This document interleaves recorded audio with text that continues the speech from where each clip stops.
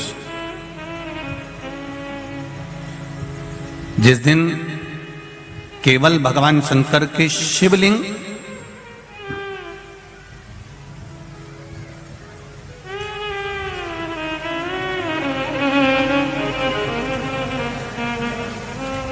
जैसे ये जलाधारी है माता पार्वती जी का हस्तकमल, ये शिवलिंग रखा हुआ है। ये जलाधारी में से पानी बहने का स्थान, बीच में मोटी सी लाइन जहां अशोक सुंदरी विराज रही है, राइट में गणेश जी, लेफ्ट में कार्तिकेय जी, और गोल जो भाग है वो माता जी का हस्तकमल है। और ये जो शिवलिंग रखा हुआ है ये शिव का स्वरूप है। जहां पर भगवान शंकर का शिवलिंग रखा हुआ है उस स्थान पर त्रयोदशी के दिन मात्र जिस पति पत्नी का आपस में बैर चल रहा हो, अदालत में झगड़ा चल रहा हो, विवाद चल रहा हो, आपस में प्रेम समाप्त हो गया हो, एक दूसरे का सम्मान करना भूल गए हो, बात बात में झगड़ा करते हो, जरा जरा सी बात में मन मोटाव हो जाता हो, वो केवल एक कच्चे दूध की मात्र उंगली को भिंगाकर अगर जहां शिवलिंग रखा हुआ है वहां पर केवल कामदेव रति शिव और पार्वती का नाम लेकर मात्र उस कच्चे दूध की मात्र उंगली ही फेर देते हैं तो उन पति पत्नी का जिंदगी में कभी विवाद नहीं हो सकता और कभी गलत मार्ग पर वो जा नहीं सकता। त्रयोदशी की महत्वता है, आज की महत्वता।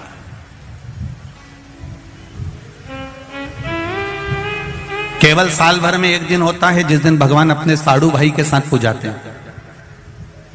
केवल साल भर में एक दिन होता है जिस दिन महादेव कामदेव के साथ पूजाते हैं। केवल साल भर में एक दिन होता है अनंग त्रयोदशी का दिन, जिस दिन भगवान शंकर ने कामदेव को भस्म करा था और उसको अनंग कर दिया था।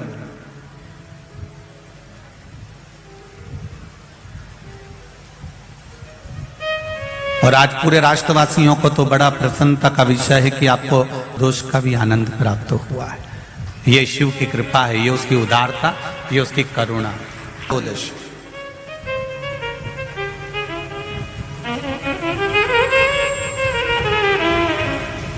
अनंग त्रयोदशी,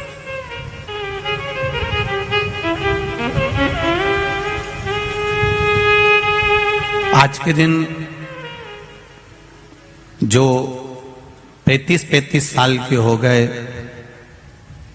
30 साल से ऊपर के हो गए, 42 साल के हो गए और जिनका विवाह नहीं हुआ है वो बेलपत्री की मध्य पत्ती पर केवल कच्चा दूध लगाकर ही भगवान शंकर को समर्पित कर देते हैं। तो अगली जो अनंग त्रयोदशी आती है उससे पहले उसका मंगल विवाह हो जाता है। इतना महत्व है अनंग त्रयोदशी।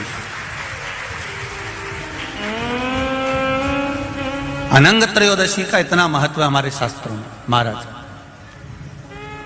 भगवान शिव ओगरदानी त्रिकालदर्शी कैलाशी अविनाशी भगवान शंकर ने माता सती को खूब समझाया था।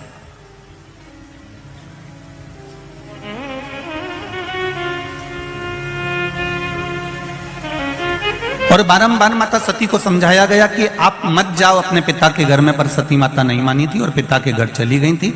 आखिरी में वो भस्म हो गई थी और शिवजी ने अपने तन पर वो भस्म धारण कर ली।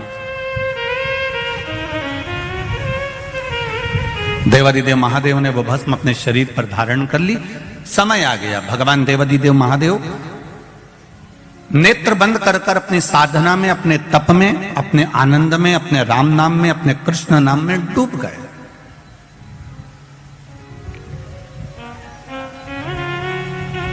अब वो विचलित नहीं हुए। भगवान देवादिदेव महादेव का चित्त केवल राम में, कृष्ण में लग गया। नेत्र बंद हैं, साधना में लीन हैं, भगवान की विरल भक्ति में डूबे हुए हैं। उनको कोई मतलब नहीं कि संसार सागर में क्या हो रहा है। अब इसी बीच में जो शंकर भगवान ने भस्म शरीर पर धारण करी थी और भस्म शरीर पर धारण कर कर देवादिदेव जब चलकर आ रहे थे, उस मार्ग में चलते चलते चलते चलते देवादिदेव महादेव के सम्मुख में जब शिव जी केवल तप साधना करने के लिए बैठने जा रहे थे, तब एक असुर, एक राक्षस जन्म ले चुका था जिसका नाम था तारकासुर।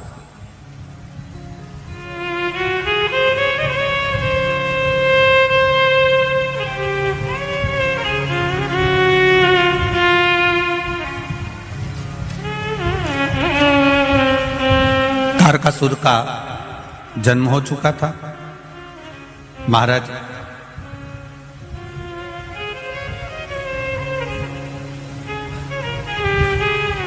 देवताओं से ज्यादा सिद्धि दानवों में होती है।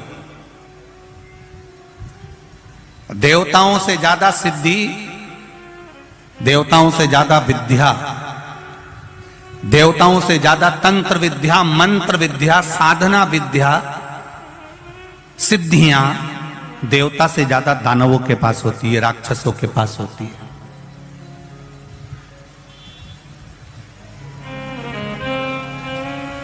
देवताओं के पास में कोई सिद्धि नहीं होती, देवताओं के पास में तो केवल विश्वास होता है परमात्मा के चरणारविंद का। एक दूसरे के प्रति देवताओं के मन में भरोसा होता है। इंद्रदेव को भरोसा है भगवान नारायण पर, नारायण का भरोसा है भगवान शिव पर, ब्रह्मा जी का भरोसा है नारायण पर, वायुदेव, पवन देव, ये जितने भी देवता हुए हैं, गरुण वरुण, जितने भी देवता होते हैं, इनका विश्वास जागृत होता है। देवताओं से ज्यादा सिद्धि दानवों के पास में होती है।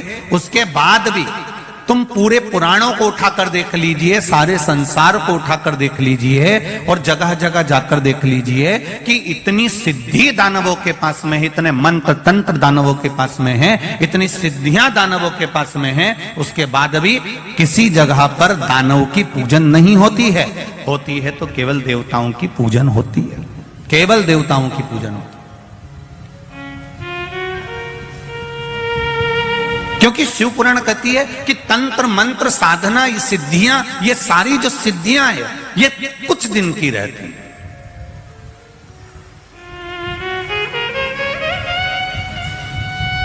असुरों की, राक्षसों की जो सिद्धियां होती हैं, ये थोड़े दिन की होती है। पर जो विश्वास होता है, भरोसा होता है, प्रेम होता है, वात्सल्यता होती है, करुणता होती है, ये कम नहीं होती, ये और बढ़ती चली जाती है।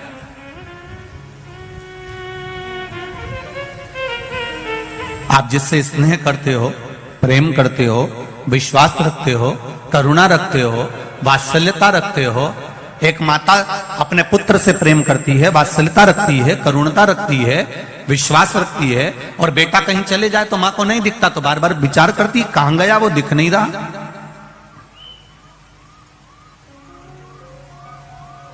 वो दिख नहीं रहा। कोई कोई स्नेह जो करते हैं, प्रेम जो करते हैं, उसको देखने के लिए तड़पते हैं।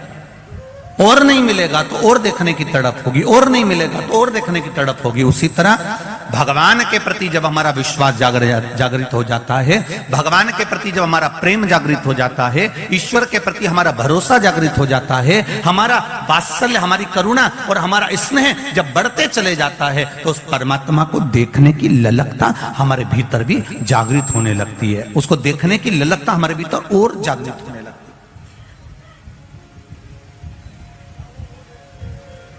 उसको देखने का मन जागृत होने लगता है। देव और दानवों में यह अंतर है कि दानवों के पास में सिद्धियां ज्यादा है, दानवों के पास में बहुत सारे तंत्र मंत्र साधना है, पर देवताओं के पास में कोई सिद्धि नहीं, कोई मंत्र नहीं, कोई तंत्र नहीं, कोई साधना नहीं। और देवताओं के पास में भले मंत्र तंत्र साधना नहीं है, उसके बाद भी आज भी संपूर्ण ब्रह्मांड में, संपूर्ण विश्व में देवता पूजाते हैं, दानव नहीं पूजाते। भले उनके पास में कितनी भी सिद्धियां हो, कितना भी बल हो, कितनी भी सिद्धियां एकत्रित करके रखे हो, कितना भी तंत्र मंत्र इकट्ठा करके रखे हो, पर वो पूजाते नहीं है।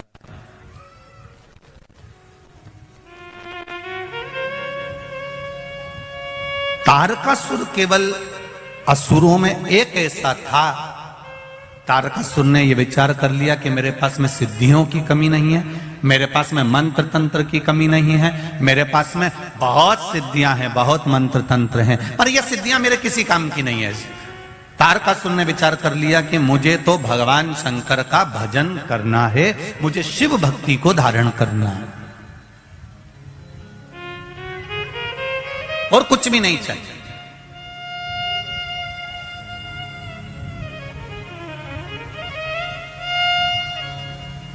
महाराज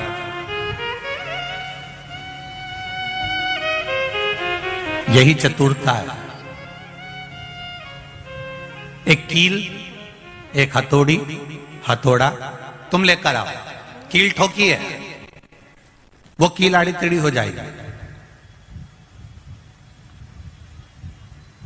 पर एक कारीगर आएगा और वो कील ठोकेगा तो वो कील आड़ी तड़ी होगी क्या? नहीं होगी। कारीगर उसमें माहिर है, उसने कील उठाई और ठोकना चालू कर दिया, उसने देखा भी नहीं कील को, ठोकना चालू कर दिया और कील सीधी की सीधी लगी है, वो आड़ी टेढ़ी नहीं हुई है। वो आड़ी टेढ़ी होती ही नहीं है क्योंकि वो ठोक रहा है, तो उसमें कारीगरी जो है वो कील ठोकने में प्रबल है और वो ठोक रहा है। उसी तरह जैसे कील संसार का कोई व्यक्ति ठोक रहा है तो वो आड़ी टेढ़ी हो सकती है, पर कारीगर अगर ठोक रहा है तो वो सीधी ही लगेगी। उसी तरह आप इस मन को, इस चित्त को, इस वृत्ति को कहीं पर भी लेकर चले जाओ, पर किसी श्रेष्ठ कारीगर के पास में अगर पहुंच गए, किसी शिवालय में, किसी शिव महापुराण की कथा में पहुंच गए और वहां कोई कारीगर मिल गया तो इस मन को परमात्मा के चरणों में ठोक ही देगा, ये निश्चित है। ये इसकी श्रेष्ठता है। इस मन रूपी कील को किसी कारीगर के पास में, किसी देवालय में ले जाकर रख दो और अच्छा कारीगर मिल गया तो वो ठोकेगा और फिर ये कील इधर उधर नहीं जाएगी। शिव कृपा, हर हर शिव भक्ति में भगवान शंकर की अविरल भक्ति का जो सुख है, भगवान शिव की अविरल भक्ति का जो आनंद है, वो आनंद कोई साधारण नहीं। बैठिए बहन, जहां कहीं भी अब बैठ जाइए। श्री शिवाय नमस्ते। ये आनंद भक्ति का एक सुख है, विश्वास, भरोसा, दृढ़ता। फिर निवेदन करूंगा, देवों से ज्यादा बल दानवों में है, देवों से ज्यादा सिद्धियां दानवों के पास में हैं, देवों से ज्यादा तंत्र मंत्र साधना दानवों के पास में है। उसके बाद भी पूरे संसार में, पूरे विश्व में कहीं दानव की पूजन नहीं होती। क्यों?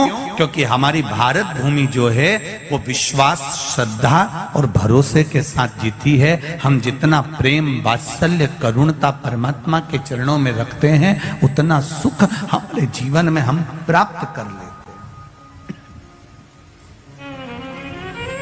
उतना सुख हम प्राप्त करें।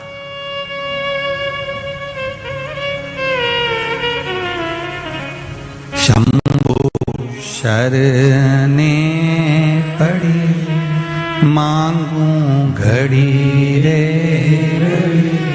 दुख काटो दया करीने दर्शन, दया करीने दर्शन। परमात्मा की अविरल भक्ति को प्राप्त करने का सुख है श्री महापुराण की कथा। चाबी भूल जाओगे यहां पर तो घर से वापिस आना पड़ेगा।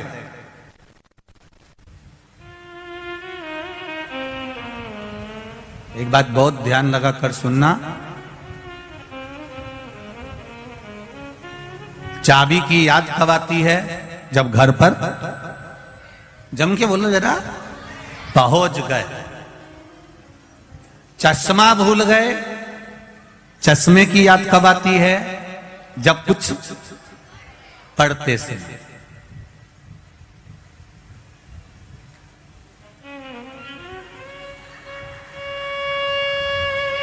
ये बत्ती सी तुमने नई नई बनवाई और डब्बी में रख ली, कथा में आ गए, सोचा प्रसाद मिलेगा तो खाऊंगी, और वो बत्ती सी तुम्हारी कहीं फ्रिज में भूल गए या कहीं रह गई।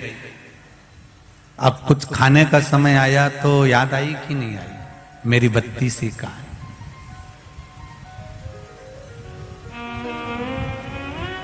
घर जाकर चाबी की याद आती है, पढ़ते समय चश्मे की याद आती है, खाते समय बत्ती सी की याद आती है, और मरते समय शिव की याद आती है। अंतिम बिंदु होता है जब एक्सीडेंट हो गया, ऑपरेशन की समय आ गया, बीपी शुगर गड़बड़ हो गए, कुछ काम बिगड़ गया, तब पंडित जी को फोन लगाया, महाराज जी महामृत्युंजय का जाप बिठा दो, मेरी बहू की तबीयत ठीक नहीं है। पंडित जी मेरे बेटे का एक्सीडेंट हो गया, महामृत्युंजय का जाप बिठा दो। पंडित जी ऐसा हो गया, महामृत्युंजय का जाप बिठा दो। अब कोई भी ये नहीं कह रहा कि कनक धारा का पाठ बिठा दो, श्री सूक्त या पुरुष सूक्त का पाठ बिठा दो।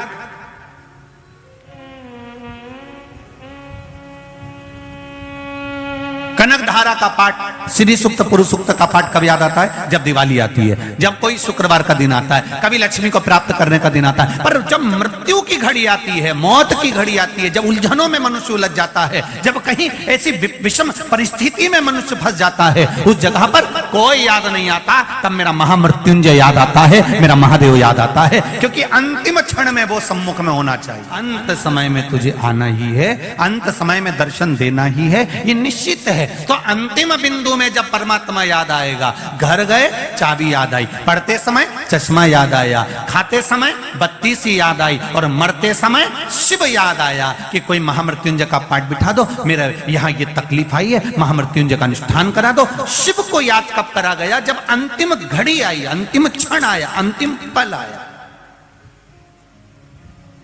और शिव महापुराण की कथा कर रही है, अगर अंतिम क्षण में आप शंकर भगवान को याद कर रहे हो, उससे अच्छा है पहले ही चाबी को संभाल के रख लेते, पहले ही चश्मे में डोरी लटका के रख लेते, और पहले ही बत्ती सी को अपने बैग में रख लेते। उसी तरह महादेव को एक लोटा जल प्रतिदिन चढ़ा लेते, तो ये दिन ही नहीं आता, ये दिन ही नहीं आता, ये तकलीफ ही नहीं आती।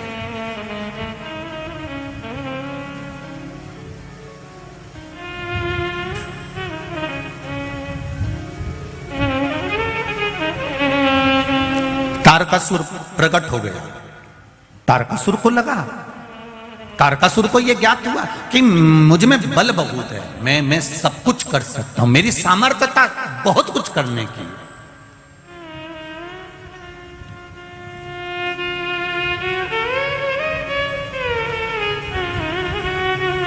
संसार में जितने लोग जन्मे हैं ना,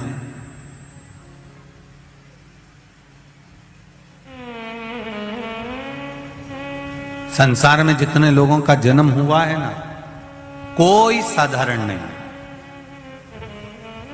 सब भगवान की कृपा से जन्मे हैं, सब भगवान की करुणा से जन्मे। बस थोड़ा सा तालमेल मिलाने की जरूरत है। इतने चतुर चतुर लोग संसार में हैं, इतने विद्वान विद्वान लोग संसार में हैं, उसके बाद भी भूल कर जाते हैं परिवार में रहकर। पाँव में जब चप्पल पहनते हैं तो दोनों चप्पल का नंबर एक ही रखते हैं, दोनों चप्पल का नंबर एक ही रखा। 8 नंबर की चप्पल आती है तो इस पाँव में भी 8 नंबर पहनेंगे, इस पाँव में भी, बोलते जाओ जरा, 8 नंबर पहनेंगे। हो सकता है तुम्हारे बड़ोदरा में ऐसा होता हो कि इसमें 9 नंबर, इसमें 8 नंबर, तो बात दूसरी। पर हमारे यहाँ तो नहीं होता, हमारे यहाँ तो अगर 7 नंबर की चप्पल है तो दोनों 7 नंबर की है, 8 नंबर की है तो दोनों 8 नंबर की है, 9 नंबर की है तो दोनों 9 नंबर की है। और अगर एक चप्पल दूसरे नंबर की पहनकर चल लो तो बहुत लंबा चल सकते हो क्या? एक 8 नंबर की पहन लो और एक 9 नंबर की पहन लो, और तुमसे कोई कह दे जाओ जरा यहाँ से वहां तक चले जाओ, चल सकोगे? नहीं, या तो चप्पल काट लेगी या फिर चलने में तकलीफ आएगी, पाँव दुखेगा, कुछ ना कुछ प्रॉब्लम खड़ी हो जाएगी। अब इतनी विद्वत्ता सब में है कि चप्पल एक ही नंबर की होना चाहिए। अगर एक चप्पल 8 नंबर की और एक 9 नंबर की है तो बहुत लंबा नहीं चल सकते। उसी तरह परिवार में रह रहे हो, घर में रह रहे हो, तो निवेदन है पति पत्नी जब दोनों साथ रहें, भाई भाई जब साथ रहें, देवरानी जेठानी जब साथ रहे, सास ससुर जब साथ में रहें, बहुएं अपने परिवार के साथ में रहे, तो निवेदन है जैसे चप्पल 1 नंबर की होती है, जब आप अपना मायका छोड़कर ससुराल में आ जाओ, आप कौन से नंबर की चप्पल रखते हो, कितना क्रोध रखते हो, कितना कितना वाणी में क्या रखते हो, उससे कोई मतलब नहीं होना चाहिए। अब ससुराल में आ गए हो तो चप्पल का एडजस्टमेंट कर कर चलना, अर्थात अपने को उनके नंबर से मिलकर चलना पड़ेगा, तब जाकर लंबा चल सकते हो। अगर इससे मिलकर नहीं चले तो थोड़ा जाने के बाद में अदालत पहुंच जाओ।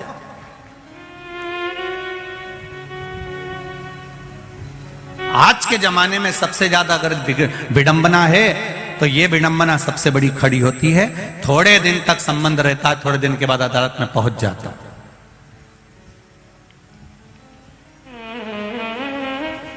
बड़ा दुख होता है कि पिताजी ने 25 लाख 50 लाख खर्च करा, 40 लाख खर्च करा, 10 लाख खर्च करा, पिताजी ने बेटी के विवाह में खर्च करा, उधर बेटे के विवाह में खर्च करा, दोनों का नंबर नहीं मिल पाया, बहुत लंबा नहीं चल पाया, बहुत लंबा नहीं चल पाया।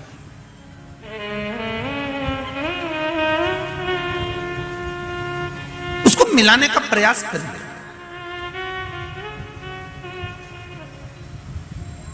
भक्त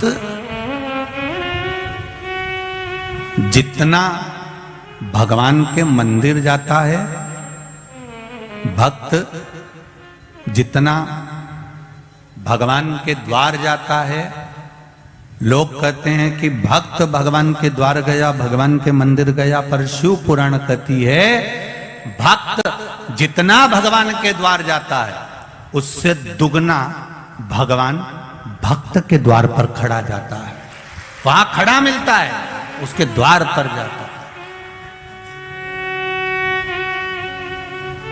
कितना सुंदर कहा है।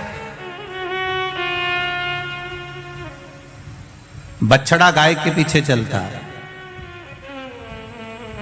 पत्नी पति के पीछे चलती है। अब अभी का तो हम नहीं कह सकते, पर पहले का नियम था।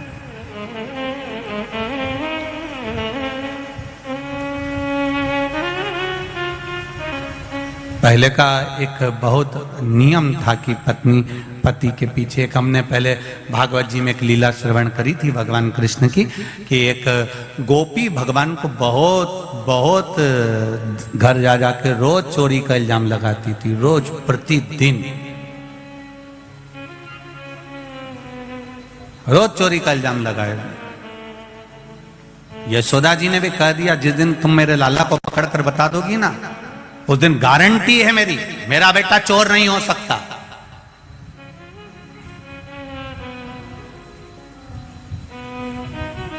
इसने भी कह दिया।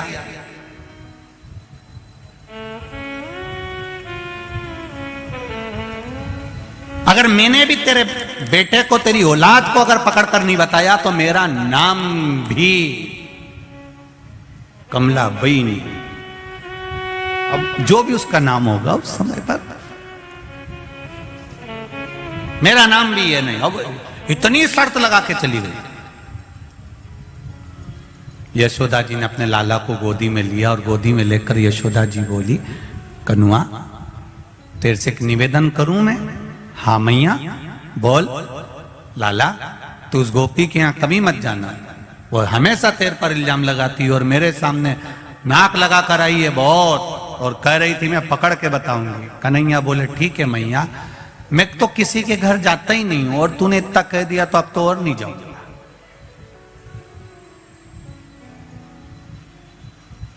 ये मानने वाला है। सबसे पहले उसी गोपी के घर गया, सबको लेके गए। अब गोपी भी इतनी समझदार थी, इतनी चतुर थी कि उसने आज लाला को पकड़ने के लिए मटकी के नीचे घंटी लगा दी थी। नीचे लगा मनसुका, श्रीदामा, मधुसूदन, फिर दाऊ, फिर ऊपर चढ़े कन्हैया।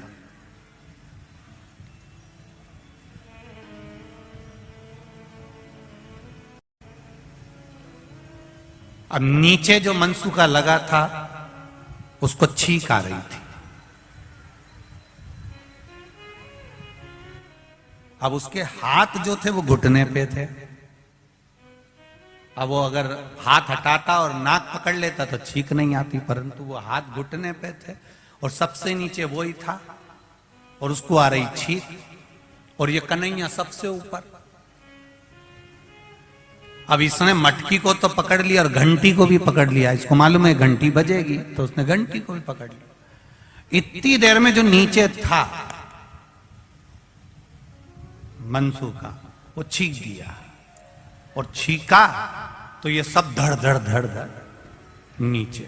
अब ये सब तो नीचे आ गए, वो अकेला टंगा है। अब उसका एक हाथ नीचे आ गया कन्हैया का, और घंटी टन टन बोलना चालू करी, सब भग गए, अकेला टंगा ऊपर, अकेला। अब वही काकी आ गई, वही गोपी, और आते से ही बोली, आज पकड़ाया बेटा, तेरी मां खूब नाक लगाए, मेरा बेटा चोरी नहीं करता। अब देख, अब उतर तू नीचे, जल्दी उतर। काकी कैसे उतरू? काकी बोली जैसा चढ़ा था। कन्हैया बोले चढ़ते समय तो और भी नीचे लगे थे। अरे नीचे उतर जा। नहीं उतरू काकी, मेरे से ऐसे उतरते नहीं। अरे कूद जा, लग जाएगी, मैं नहीं उतरू। एक काम करना काकी, तू मेरे नीचे लग जा। काकी ने कहा मैं नीचे लगूंगी, तू मुझ पे पांव रखेगा तो क्या हुआ? काकी बोली मेरी उम्र देख रही है? काकी बोली मेरी उम्र तो देख, 72 साल की मेरी उम्र है। इतने में कन्हैया बोला चुगली करने में उम्र नहीं देखती।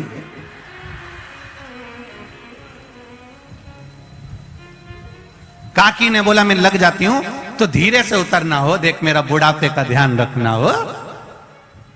अब कन्हैया ने काकी के कंधे पर पांव रखा, मटकी को पकड़ा।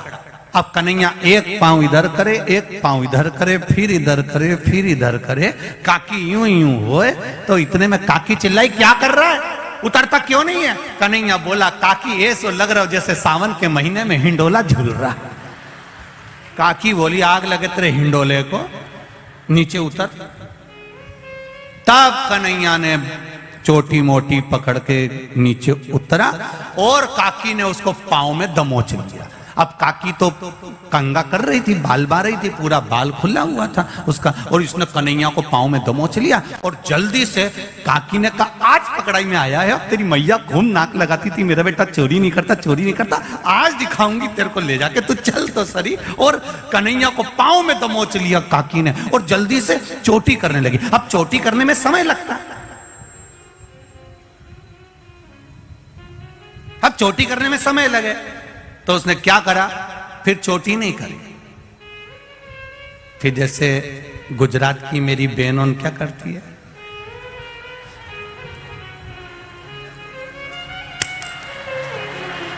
उनमें। और वैसे भी देखो, लड़ने जाओ ना तो जूड़ा थोड़ा एनर्जी देता है। चोटी में और जूड़े में अंतर आता है। तुम देखना, जब तुम माताएं आपस में लड़ रही हो ना, तो वो थोड़ी थोड़ी देर में बोलते चलो, मतलब ऐसा लगता है कि इससे एनर्जी मिलती है। जैसे वो हमारे यहाँ हलवाई जब जलेबी बनाता है तो ऐसा खींच के बनाता है, तो एनर्जी मिलती है, तब जले तो बोलते जरा, तो उससे बल मिलता है। अब काकी ने बाल बांध लिया, और बाल बांध के कहे चल जल्दी कन्हैया, चल उठ तो जरा, तेरी मैया के पास चल, चल तो जरा। अब इतने में कन्हैया कहे काकी मैया के पास मत ले जा, तुझे मेरी सौगंध है, काकी मैया के पास मत ले जा। काकी तो मानने को तैयार नहीं, ले गई हाथ पकड़ के बाहर, ऊपर से दरवाजे में लगा दी कुंडी, ताला लगाया, और लगा के सीधे बाहर लेकर गई। इतनी देर में कन्हैया जमीन पे सो गया, उठे ही नहीं। उठ, तेरी मैया के पास चल। नहीं जाऊंगा, नहीं जाऊंगा, नहीं जाऊंगा। मचल गया, नीचे सो गया, जमीन पर पड़ गया, नहीं जाऊं, नहीं जाऊं। काकी भी वहीं बैठ गई।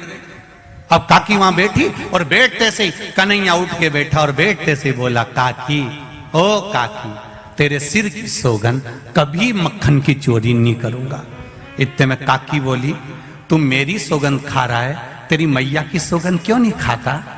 कन्हैया बोले काकी मेरी एक ही मैया है। इतने में काकी बोली मैं दो चार हूं।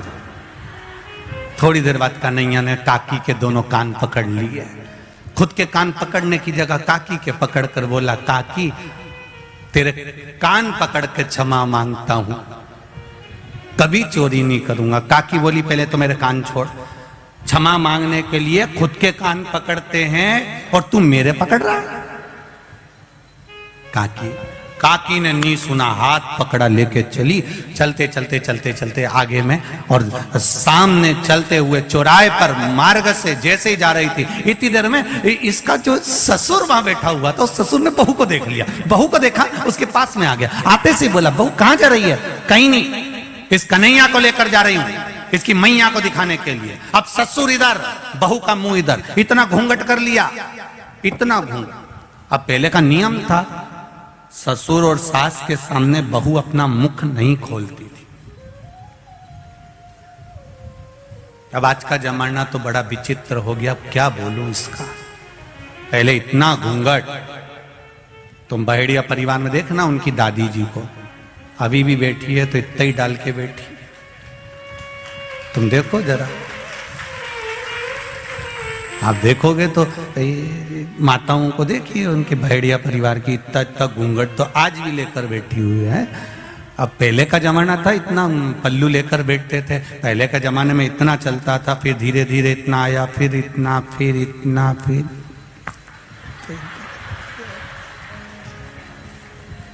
अब तो देखते रह जाओगे, ये मिल रहा। अब वो इतना पल्लू इतना हो गया।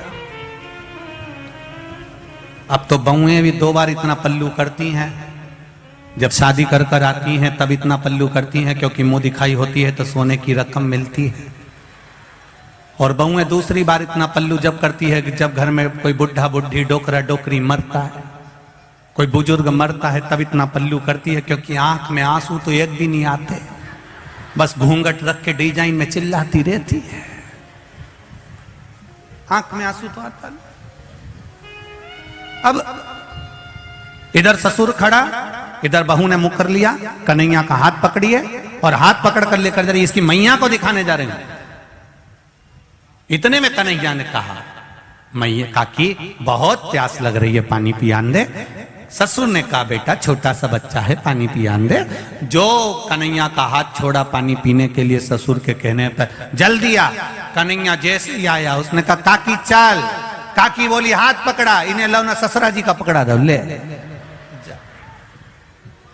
अब ससुर का हाथ पकड़कर काकी जो चल जाए, और ससुर को काटे खून नहीं, भरे चौराहे पर, भरे चौपाल पर बहू ने मेरा हाथ पकड़ लिया। गुस्से में लाल हो गया ससुर, बोला कुछ नहीं। किसी किसी को 2 तरह का गुस्सा आता है। एक गुस्से में व्यक्ति बड़बड़ करके बोल देता, गाली दे देता, अपशब्द कर देता, कुछ भी कह देता। दूसरे गुस्से में व्यक्ति कुछ कहता नहीं, अंदर ही अंदर बस घुड़राता रहता।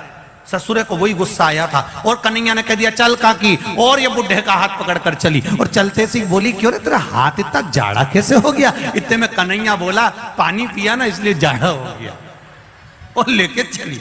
और जैसे ही यशोदा जी के यहाँ दरवाजे पर पहुंची, ससुर तो गुस्से में लाल था। कन्हैया अंदर पहुंच गया खिड़की में से, इसने दरवाजा बजाया, यशोदा, ओ यशोदा, यशोदा, ओ यशोदा। यशोदा जी निकल कर आई। जो ससुर जी को देखा तो यशोदा जी ने मैं पल्लू कर लिया कि घर का गांव का बुजुर्ग है। यशोदा जी ने पल्लू करा और गांव के बुजुर्ग को देखकर जैसे ही पल्लू करा तो यशोदा जी ने पूछा, क्या बात है गोपी? गोपी बोली, देख मैं तेरे कन्हैया को पकड़ कर लाई हूं, दे 2-4 धड़के। इतने में ससुर जी ने सोचा, बताओ मेरी बहू मुझे कुटवा रही, रुक जा।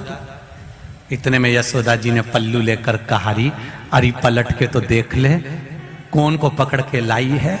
इतने में सखी बोली, तू मारे कि मैं मारूं? ससुर ने कहा, मेरी बहू मुझे मारेगी, आज देखो ही सरी। ससुर खड़ा और इतने में यशोदा जी बोली, पीछे पलट तो सरी। जो यशोदा जी ने कहा और सखी ने पलट कर देखा तो ससुर को देखकर रो पड़ी, पिताजी तुम कहां से आ गए?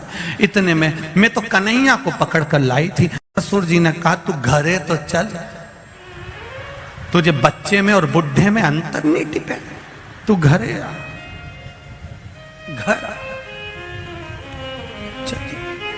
इतने में कन्हैया अंदर से आंख मलता मलता आया, मैया क्या हो गया?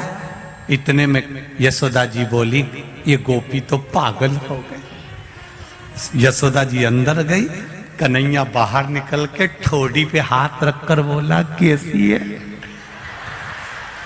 जो कन्हैया ने कहा, इतने में तो गोपी बोली तू रुक जा अभी, एक बार अब की बार पकड़ाई में आ गया ना, पुदीना की चटनी नहीं बनाए, ऐसी तेरी चटनी नहीं बनाई तो मेरा नाम गोपी नहीं। इतने में कन्हैया बोला पहले घरे जा घरे, तेरा खसम तेरी ऐसी चटनी बनाएगा, तेरा पति तेरी चटनी बनाएगा, तू जा। और ये गोपी घर गई। ससुर जी रात को बैठे हुए थे, गोपी ने कहा उनसे मत कहना। ससुर जी ने कहा जाओ अपने कमरे में। रात को ससुर जग रहा, पति आ गया इसका। पति ने पूछा पिताजी आज आपको नींद नहीं आ रही? बाबूजी, दाई जी आज आपको नींद नहीं आ रही? भाऊ आप आज नींद नहीं आ रही? इतने में ससुर जी ने कहा जिस घर में ऐसी बहू हो कौन ससुरे को नींद आएगी, बता तू क्या हुआ? रास्ते में से मेरा हाथ पकड़कर यशोदा जी क्या ले गई और क्या क्या मारो, और क्या क्या मैं कन्हैया को पकड़ के लाई थी। इतने बुढ़े में इसको कन्हैया दिख रहा। बेटे ने तुरंत अपने पिताजी से कहा पिताजी ये देखो। पिताजी बोले बेटा ये क्या हो गया? पिताजी रात को पानी पीने उठा था, इसने डंडा उठा के मेरे को जो दिया धर के। मैंने पूछा किसको मार रही? तो क्या कन्हैया को मार रही? बता, इसको पति में कन्हैया दिखे पिताजी, इसको ससुर में कन्हैया दिखे, इसको हो क्या? ससुर ने कहा बेटा मुझे लग रहा है इसको कोई हवा मवा लग गई, अब वो निकलेगी कैसे? तो उन्होंने कहा एक काम करो, वृंदावन जाते हैं तो वहां पर एक बाबा बैठा है काली कामल ओढ़ के, उसको लेकर आ जा। इतने में कन्हैया जी के पास में मनसुखा ने जाकर कह दिया वो गोपी का पति जा रहा है बाबा जी को लेने। कन्हैया ने माखन की मटकी उठाई, बाबा जी को दे दी, बाबा की काली कामल ओढ़कर कन्हैया बैठ गया। इतने में इसका पति आकर बोला बाबा मेरी पत्नी को कोई हवा धर गई बाबा, उसको सही कर दो बाबा। बाबा ने कहा चलो। आगे आगे इसका पति, पीछे पीछे बाबा, काली कमल ओढ़कर कन्हैया गए। और जो पहुंचे इतने में कन्हैया ने कह दिया ससुर भी दूर रहो, पति भी दूर रहो, पहले मुझे देख के आन दो कि कौन को हवा लगी है। कि वो बैठी है दरवाजे पे बैठी थी। कन्हैया काली कमल ओढ़कर जो गए और ओढ़कर जाकर कम्बल हटाकर बोले काकी कैसी? काकी बोली कन्हैया आ गया। अब जैसे ही बोली कन्हैया आ गया, इतने में तो ससुर और पति दोनों चिल्ला के बोले बस बाबा हवा ये लगी है। हर एक में कन्हैया दिखता है, अब बताओ तुम में भी कन्हैया दिख रहा है। बाबा इसको कन्हैया दिखना बंद हो जाए ऐसी कृपा कर दो। इतने में भगवान ने कहा तुम चिंता मत करो, इसको दरवाजा लगाने का बहुत शौक है, इसको अंदर खटिया से बांध दो। कमरे में खटिया से बांधा, 5 किलो मिर्ची लाओ, एक तगाड़ी कंडा जला के ला, लकड़ी जला के ला, अंदर रखो। 5 किलो मिर्ची झोंक के दरवाजा लगा के बाहर बैठ गया। थोड़ी देर बाद अंदर गया, सबसे कह दिया अंदर मत आना। अंदर जाके पूछे काकी कैसी? काकी क्या थी? तो रुक तो सर। पति आकर बोले बाबा थोड़ा ठीक है। कन्हैया ने काकी से पूछा अब चुगली करेगी? मेरी मैया के पास जाके कुछ बोलेगी? इतने में ससुर ने कहा बाबा इससे पूछो कहीं कन्हैया तो नहीं दिख रहा। इतने में खड़े हो जाओ। कन्हैया ने पूछा ये कौन है? महाराज ससुरा जी। ये कौन है? महारा पति देवता। मैं कौन हूं? कन्हैया। इतने में ससुर ने कहा बाबा 2 भूतनी तो निकल गई, एक बच्ची है 5 किलो और झोंक दो तुम तो, और झोंको 5 किलो। और उन्होंने ली ने 5 किलो मिर्ची और झोंक दी। ले अब की बार कन्हैया ने पूछा ये कौन? महाराज ससुरा। ये कौन? महारा पति देवता। आज जो बोले ये मैं कौन? बाबा। बाबा तुम्हें कहीं कन्हैया दिख रहा? बिल्कुल नहीं दिख रहा, बिल्कुल।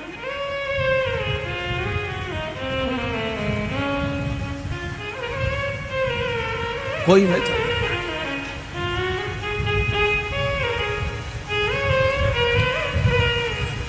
हृदय चित्त से कथा कर रही। भगवान को पाने का एक तरीका, गोपियों के रोम रोम में श्याम है, हनुमान जी के रोम रोम में राम है, और जल चढ़ाने वाले के रोम रोम में महादेव है। उसकी भक्ति का बल बड़ा होना चाहिए, और जब भक्ति का बल बड़ा होता है तब भगवान को प्राप्त करने का तरीका बदल जाता है। गोपियों को भगवान के प्राप्त करने का तरीका बदलना पड़ा। हनुमान जी महाराज पहली बार राम जी से मिले थे, उन्होंने भगवान को प्राप्त करने का तरीका बदल लिया। संत ब्राह्मण का रूप रखकर राम जी के पास जाकर परीक्षा ले लेते, तरीका बदला। भगवान को पाने का भी तरीका बदल लिया।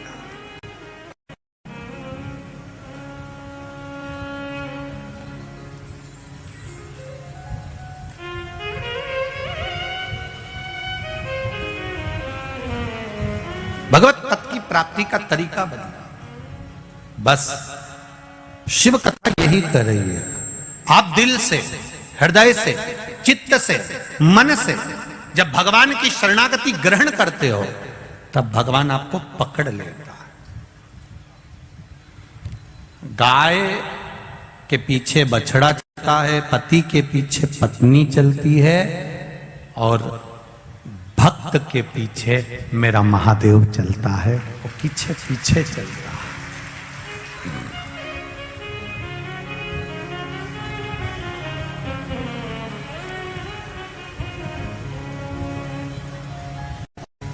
भक्त के पीछे भगवान चल रहा।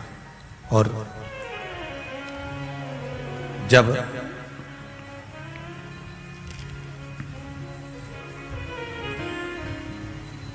भक्त के पीछे जब भगवान चलता है तो वो अपने भक्त को कभी दुखी नहीं देख सकता। अपने भक्त को कभी वो दुखी नहीं देख सकता। आप सबसे एक निवेदन,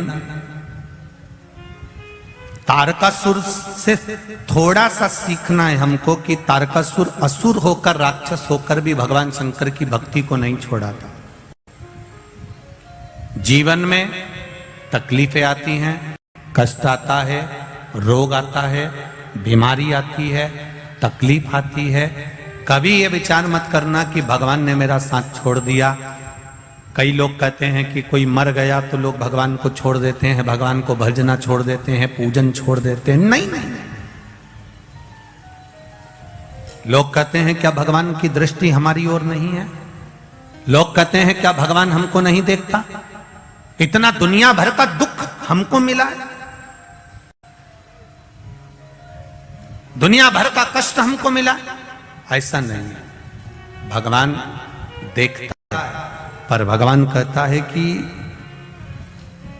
जो दुख, जो तकलीफ, जो कष्ट है वो हमारे कर्म के अनुसार है, और उस कर्म का भोग हमको भोगना ही पड़ता है। त्रयोदशी के दिन बाबा देव अधिदेव महादेव की पावन कथा में भगवान शिव से अपने दिल की बात कहने का सौभाग्य मिला है।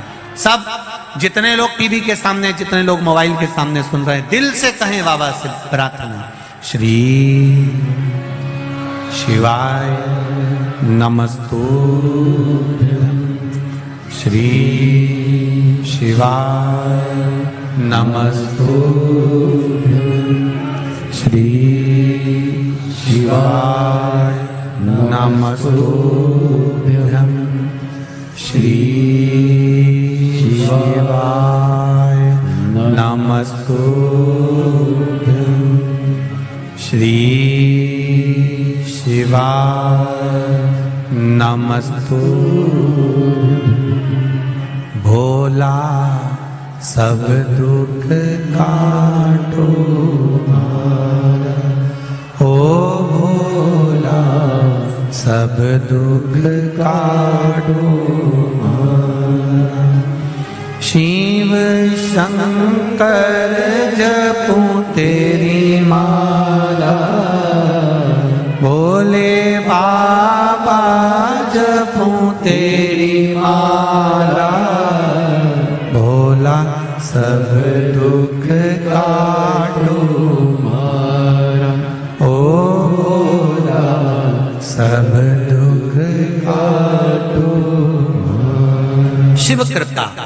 भगवान देवाधिदेव महादेव की पावन कथा करे।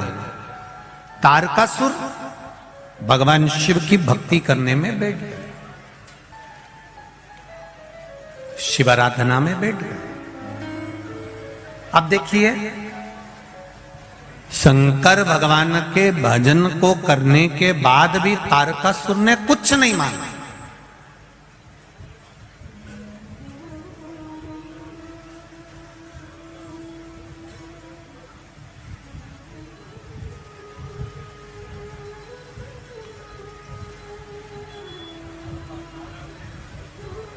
प्रसाद का एक मतलब अच्छे से समझिए जरा।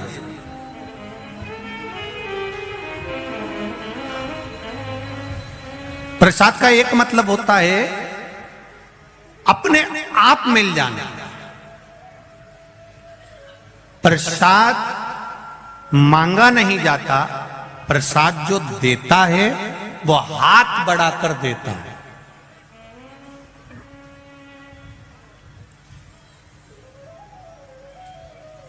और बहुत ध्यान दीजिएगा जरा थोड़ा सा। एक वो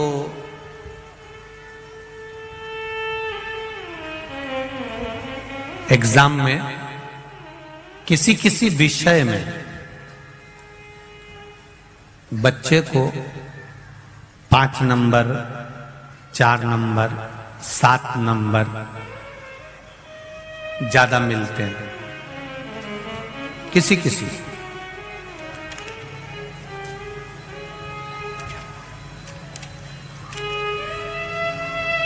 और जब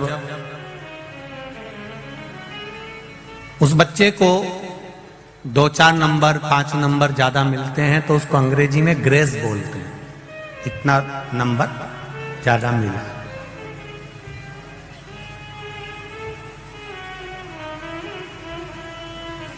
मतलब वो उसने मांगा नहीं है। एग्जाम देते समय उसने ये नहीं लिखा था कि मुझे इस नंबर में, इस सब्जेक्ट में इतना ग्रेस देना, इतना ज्यादा देना, ये उसने बोला नहीं। प्रसाद को अंग्रेजी में ग्रेस भी कहते हैं, मतलब मांगा नहीं जाए और मिल।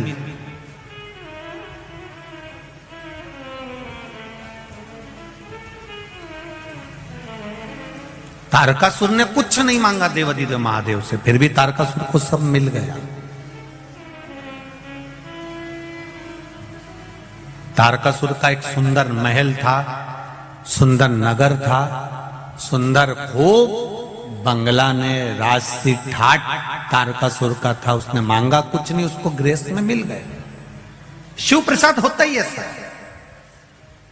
शंकर भगवान को जल चढ़ाओ, बेलपत्री चढ़ाओ, तुम कुछ भी मत मांगो तो भी शंकर भगवान अपने मंदिर से जाने वाले को, अपने देवालय से, अपने शिवालय से जाने वाले को ग्रेस मतलब कुछ ना कुछ देकर भेजी देते हैं, भले वो मांगे ना मांगे, हाथ फैलाए ना फैलाए, कुछ ले ना ले, वो हाथ बढ़ा कर देता है। वो मेरा देव अधिदेव महादेव है जो दे रहा,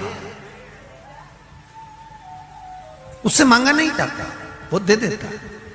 आप शिव के मंदिर जाएं, आप शंकर भगवान की चौखट पर जाएं, आप शिव के द्वार जाएं, मांगने की जरूरत नहीं है आपको, वो दे देगा। आपके हृदय में क्या है वो जानता है।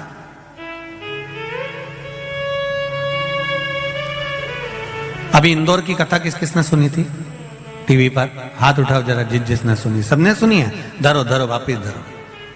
ठीक है। इंदौर की कथा में एक बात कही थी कि ब्रह्मा जी के सामने ब्रह्माणी ने, ब्रह्मा जी के सामने सरस्वती ने, ब्रह्मा जी के सामने वीणा देवी ने अहंकार के शब्द कह दिए थे कि मुझ में इतना स्वर है, मुझ में इतना ज्ञान है।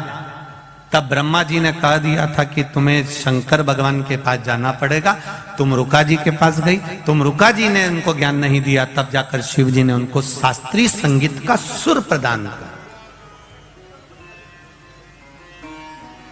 जब सरस्वती माता को स्वर दे दिया गया, जब सरस्वती माता को भगवान शंकर ने, नटराज ने सब कुछ दे दिया, तब माता सरस्वती ने नटराज से कहा, भोलेनाथ जी से कहा, मेरे लिए भी तो कोई आज्ञा करो, आपने मुझे इतना दिया है तो मैं गुरु दीक्षा में आपको क्या है? मैं आपको क्या प्रदान करूं? यह प्रसंग उस दिन रह गया था। आज अनंग त्रयोदशी के दिन यह प्रसंग वापिस आया है, इसको अच्छे से सुनना। भगवान शंकर जी से, नटराज जी से सरस्वती जी कह रही हैं कि आपने मुझे स्वर दिया, आपने मुझे संगीत दिया, आपने मुझे सब कुछ प्रदान करा, अब मेरा भी तो फर्ज बनता है, मेरा भी तो कोई फर्ज है कि अपने गुरु को कुछ दूं। मैं अपने गुरु को मैं कुछ प्रदान करूं, ये मेरा फर्ज है। क्या दूं मैं आपको? देवादिदेव महादेव ने जो मांगा वो संपूर्ण विश्व के कल्याण के लिए मांगा। क्या मांगा मेरे महादेव ने? मेरे महादेव ने कहा, वीणा देवी, सरस्वती सुनो, जैसे जरासंध और दुर्योधन ने जो मांगा था, भीम के हृदय की बात आपने माता पार्वती को बताई थी। बस मेरे शिवालय में, मेरे मंदिर में, मेरे देवालय में कोई जल चढ़ाने आए या बेलपत्र चढ़ाने आए या भूल से भी मेरी देहली पर चढ़ जाए, उसके मन में क्या चल रहा है आप तुरंत बस नंदी से जाकर कह देना, नंदी मुझे बता देगा। मैं शाम को प्रदोष काल के समय रोज भ्रमण पर जाता हूं, मैं कल्याण कर दूंगा। बस इतनी ही सुना। अब वीणा देवी सरस्वती का काम क्या है?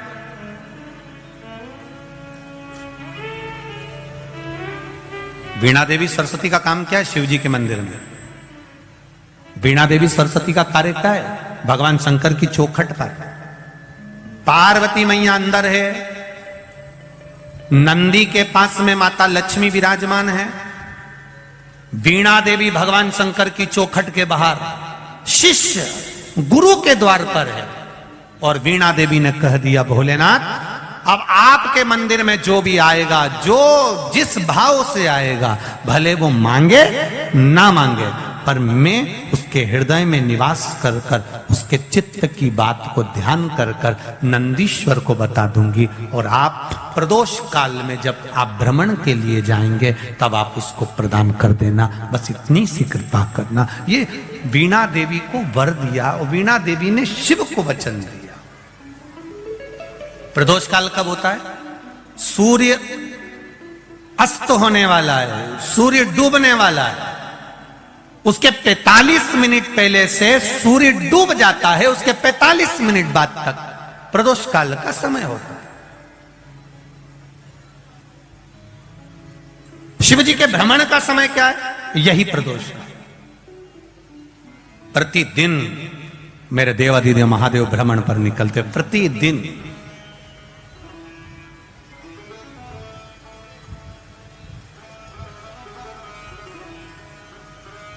प्रदोष काल के समय पर वट वृक्ष के नीचे दिया लगाया जाता है। वट वृक्ष के नीचे लौंग का मात्र भोग रख दिया जाता है। लौंग मात्र, अगर वट वृक्ष के नीचे दिया लगाकर एक लौंग का जल या लौंग भगवान वटकेश्वर महादेव के नाम से भी अगर शिव को समर्पित करी है तो ये निश्चित है कि कर्जा कितना भी भारी होगा वो कर्जा चूकेगा जरूर, और कहीं ना कहीं से लक्ष्मी की व्यवस्था देवादिदेव महादेव करेंगे।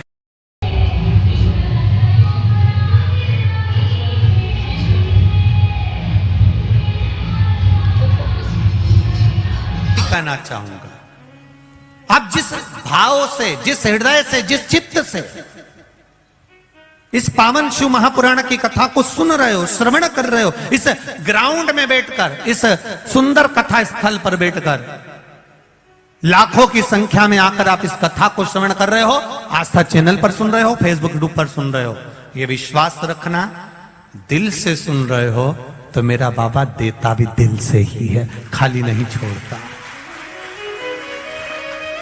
वो देता है दिल से। आप यहां से जब जाएं तब एक बार दिल से उसको नमन कर कर दिल से कहकर जाना, उसको हृदय से विनय कर कर जाना, निवेदन कर कर जाना, करेगा। बिना मांगे दे देता है, बिना मांगे रिटर्न बढ़ल बा, बिना मांगे प्रदान कर, बिना मांगे वो दे रहा। शिव कृपा आप करो। प्रसाद मांगा नहीं जाता। शिव महापुराण की कथा कहती है प्रसाद देने वाला अपना हाथ खुद आगे बढ़ाता है देने के लिए। शंकर भगवान पर जल चढ़ाओ तुम, भले मत मांगो। जिसने हाथ आगे बढ़ाकर शंकर भगवान पर जल चढ़ाया है, मेरा महादेव हाथ आगे बढ़ाकर उसकी झोली भर देता है, ये निश्चित है। राम जी को, भगवान कृष्ण जी को, लड्डू गोपाल जी को, घर में जितने भी देवी देवता हैं उनका जब हम पूजन करते हैं, उनको स्नान कराते हैं, तो आपको हाथ लंबा करने की जरूरत नहीं पड़ती है। वहीं की वहीं आप भगवान को स्नान करा देते हैं, जल चढ़ा देते हैं। पर केवल एक देवाधिदेव महादेव ऐसे होते हैं जिनको जल चढ़ाने के लिए आपको अपना हाथ आगे बढ़ाना पड़ता है। हम जब अपना हाथ आगे बढ़ाते हैं देने के लिए, तो महादेव भी अपना हाथ बढ़ाते हैं सब कुछ लुटाने के लिए।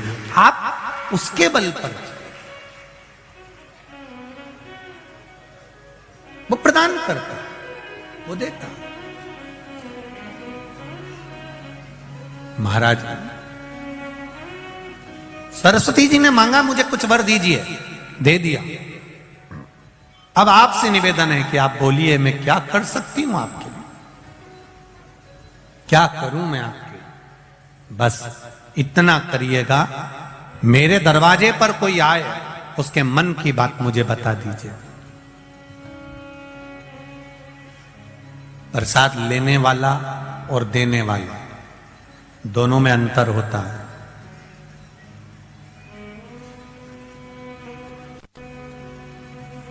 मैं बहेड़िया परिवार को बहुत बहुत साधुवाद धन्यवाद देना चाहूंगा।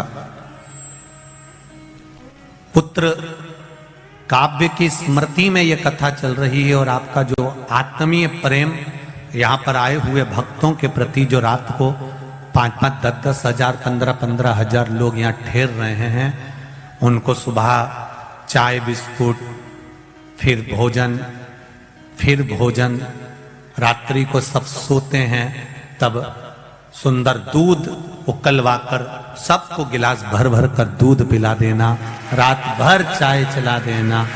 मैं बहेड़िया परिवार को धन्यवाद देता हूं, बहुत बहुत धन्यवाद। कथा तो बहुत देखी और बहुत करी,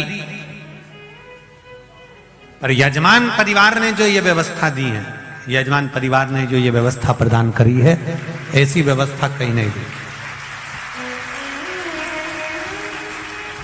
एक देखी थी रायपुर छत्तीसगढ़ में, बसंत जी अग्रवाल ने कराई थी। एक खरगोन में, वो कौन परिवार था जिन्होंने खरगोन में कराई थी। समिति कराती है तो समिति अपने हिसाब से व्यवस्था करती है।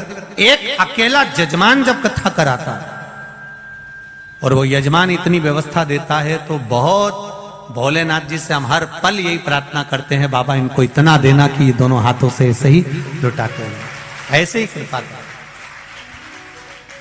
ये करुणा है भोलेनाथ जी की, ये दया है भोलेनाथ जी की, ये उदारता, ये करुणा है भोलेनाथ बाबा, ये दया। और फिर कहकर जा रहे हैं, इस व्यासपीठ से इतना जरूर कहूंगा, जहां जहां शिव पुराण कथा करी है वहां वहां से लोगों ने डबल से फोन लगाया है कि एक बार शिव पुराण फिर दे दीजिए। मेरा बाबा शिव पुराण कराने के बाद इतनी कृपा कर देता है, इतनी दया कर देता है कि जितना लोग बाबा के लिए खर्च करते हैं उससे 1000 गुना बाबा फिर दे देता है। ये शिव कृपा, ये उदाहरण। ये करुणा। बाबा फिर दे दे, ये उसकी उदारता है, ये उसकी करुणा।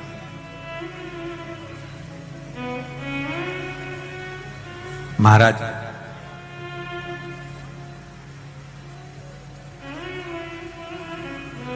प्रसाद मांगा जाए वो एक अलग प्रभाव है, प्रसाद देने वाला आवाज लगाए, ए भैया इधर आओ, ले प्रसाद लेकर जाओ। कितना सुंदर कहा है स्कंद पुराण के अंदर। एक बार हमने पहले भी कथा में कहा, शिव महापुराण का एक संवाद की सबसे ज्यादा नरक में कौन जाता है, तो कहा प्रसाद बांटने वाला जाता है। तो लोगों ने पूछा ये कैसे चले जाता है, तो कहा प्रसाद धर्म की जगह पर बंटता है, प्रसाद हमेशा अच्छी जगह पर बंटता है, जहां भगवान का सत्संग हो, भजन हो, कीर्तन हो, मंत्र माला स्मरण हो, कथा भागवत यज्ञ अनुष्ठान हो, मंदिर देवालय हो, प्रसाद वहां बंटता है। तो प्रसाद बांटने वाला नरक क्यों चले जाता है, तो कहा प्रसाद बांटने वाला जब प्रसाद बांटने खड़ा होता है, अपना वाला आया तो हाथ इतना बड़ा हो जाता है और पराया आया तो हाथ छोटा हो जाता है, इसलिए वो नरक चले जाता। पर आज इतने समय के बाद प्रसाद शिव महापुराण में एक बात फिर कहने जा रहे हैं। स्कंद पुराण की, पद्म पुराण की, गर्ग संहिता की और शिव महापुराण की एक बात आज आप लोगों को कहने जा रहे हैं जो अभी तक नहीं कही। शिव महापुराण के अंतर्गत कहा प्रसाद देने वाला व्यक्ति जब किसी को बुलाकर अपना हाथ लंबा कर कर प्रसाद देता है तो वो भगवान विष्णु के बैकुंठ द्वार में, भगवान विष्णु के बैकुंठ में जहां माता लक्ष्मी जी भोजन बनाती है, लक्ष्मी जी भोजन बनाकर रख देती है, परसने का कार्य उसी व्यक्ति को दिया जाता है जो हाथ लंबा कर कर बुलाकर प्रसाद देता है।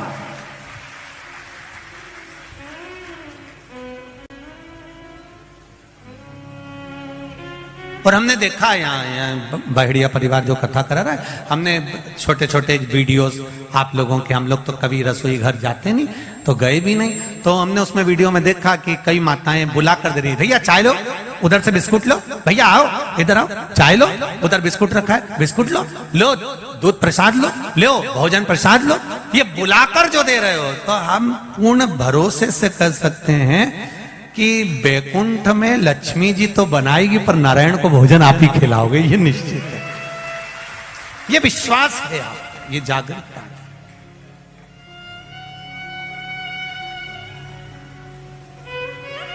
जब बड़ी बड़ी कथाएं का आनंद लेते हैं तो रोड पर भी लोग स्टॉल लगाते हैं, कोई पोया बांटता है, कोई चाय बांटता है, कोई हलवा बांटता है, कोई सामान बांटता है, आवाज लगा के भैया आओ इधर आओ, ये लेकर जाओ, सालासर जी जाओ, सालासर जी में मेला हो, खाटू श्याम जी जाओ, खाटू श्याम जी का मेला हो, सांवरिया जी जाओ, सांवरिया जी का मेला हो, आप चार भुजा जी जाओ, चार भुजा जी का मेला हो, बड़े बड़े सेट स्टॉल लगाते हैं, आवाज लगाते हैं, आओ ले जाओ, दोनों हाथों से लुटाते हैं। मुझे लगता है उन्होंने भी शिव महापुराण दिल से सुनी होगी कि हाथ लंबा कर कर देने वाले के लिए मेरा महादेव हाथ लंबा कर कर करोड़ों लुटा देता है, ये वो दे देता है, ये उसकी उदारता, ये उसकी कृपा है। ये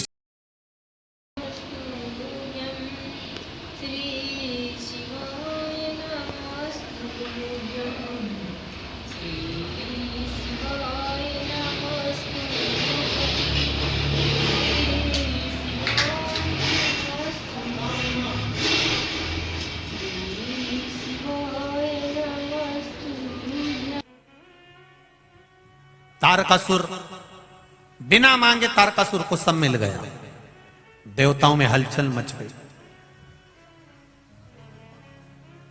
सारे देवताओं में हलचल मची तो देवताओं ने विचार करा आखिर क्या हुआ ये सब।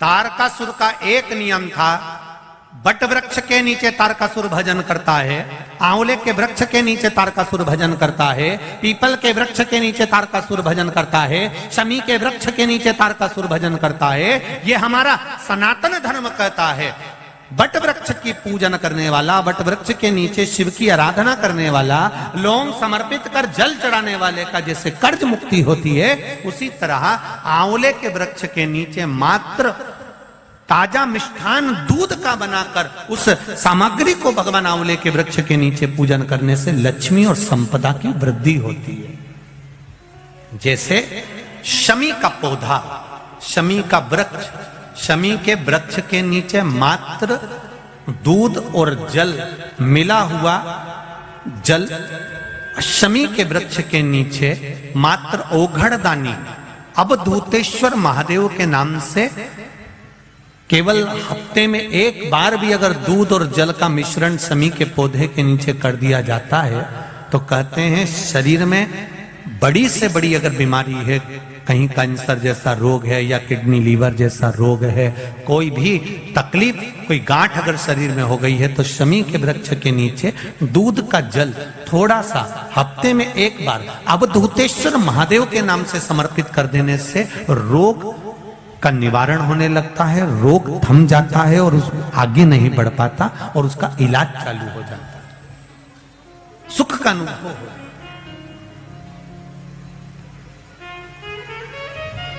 बस एक बात का स्मरण रहे आप, आंवले के वृक्ष के नीचे अगर कोई भोग लगाया गया है पा सकते हैं, पीपल के वृक्ष के नीचे कोई भोग लगाया है पा सकते हैं, बट वृक्ष के नीचे कोई भोग लगाया गया है पा सकते हैं।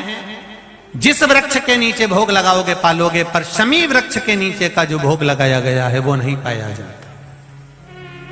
शमी वृक्ष का जो प्रसाद है वो आपको वहीं छोड़ना पड़ता है, शमी वृक्ष का प्रसाद वहीं छोड़।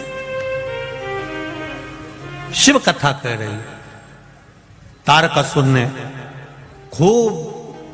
तारकासुर खूब उपद्रव। अब सारे देवताओं के पास सूचना मिल गई, जाओ 33 कोटि देवी देवताओं ने जाकर तारकासुर से बात करी है।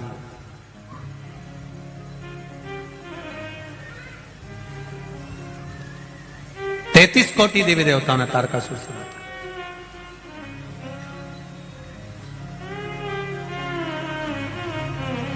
कहा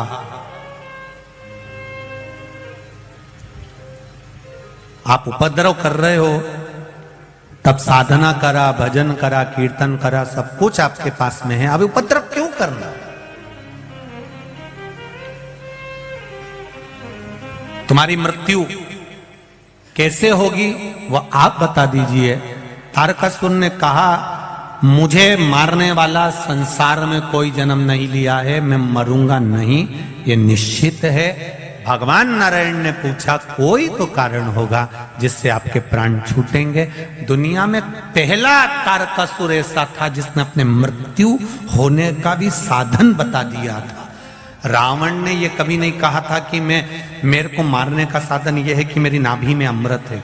कंस ने नहीं बताया था कि मैं ऐसे मरूंगा, रावण ने नहीं बताया था कि मैं ऐसे मरूंगा, हिरण्यकशिपु ने नहीं बताया था कि मैं ऐसे मरूंगा, हिरण्याक्ष आदि जितने भी असुर हुए इन्होंने कभी नहीं बताया कि मैं ऐसा मरूंगा। केवल शंकर भगवान का एक भक्त तारकासुर ऐसा था जो भगवान नारायण से कह रहे हैं कि मेरे मरने का साधन एक है, मैं मरूंगा तो शंकर भगवान के पुत्र के द्वारा मरूंगा। अब आप शिव जी का ब्याह करा दो और मेरा वध करा। अब दुनिया का सबसे कठिन काम है शंकर जी की शादी कराना।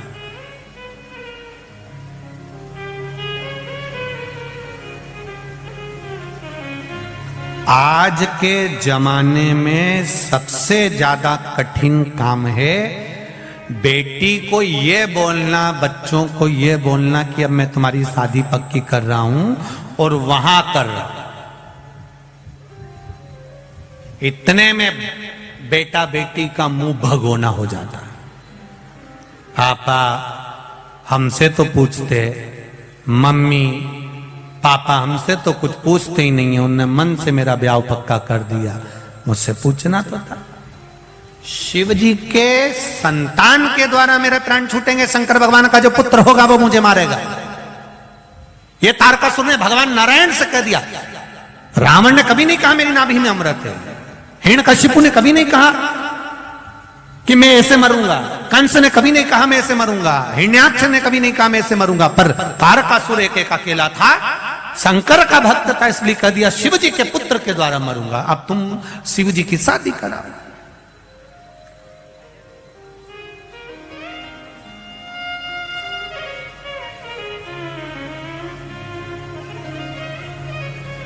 तारकासुर से हमारे लोगों ने सीखा, ये सीखा है हमारे लोगों ने, ऐसा नहीं बेटी का ब्याह करना है, बेटे का ब्याह करना, करूंगा पर थोड़ा सा पहले मकान बना लूं, थोड़ा सा मकान का ये काम करवा लूं, इसके बाद बेटी ब्याह का। मतलब तारकासुर का संबोधन ध्यान में है, मरूंगा पर शंकर भगवान के पुत्र के द्वारा मरूंगा। भगवान शिव का पुत्र। अब शंकर जी तो समाधि में लीन थे, कौन मारे इनको? पहले समाधि तोड़ो। अब समाधि को तोड़ने के लिए सारे प्रयास कर लिए, तब आज ही का दिन मार्गशीर्ष शुक्ल पक्ष की त्रयोदशी कामदेव को बुलाया गया। जाओ कामदेव, जाकर समाधि तोड़ो। कामदेव ने तीक्ष्ण तीक्ष्ण बाण चलाए, खूब चलाए, पर शिव जी की समाधि नहीं टूटी। तब समाधि में बैठे हुए देवाधिदेव महादेव को माता सती ने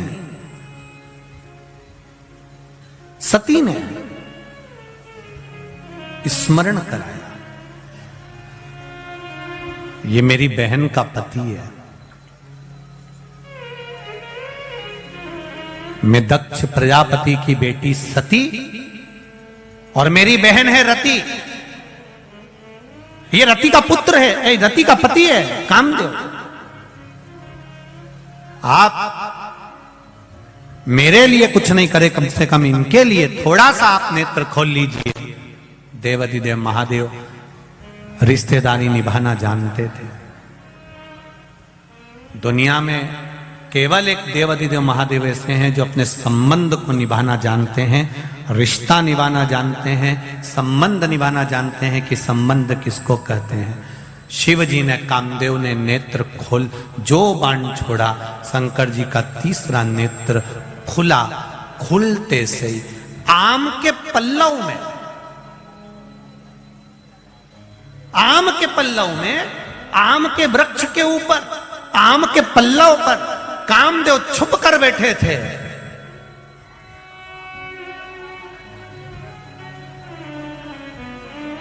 जलकर भस्म हो गए।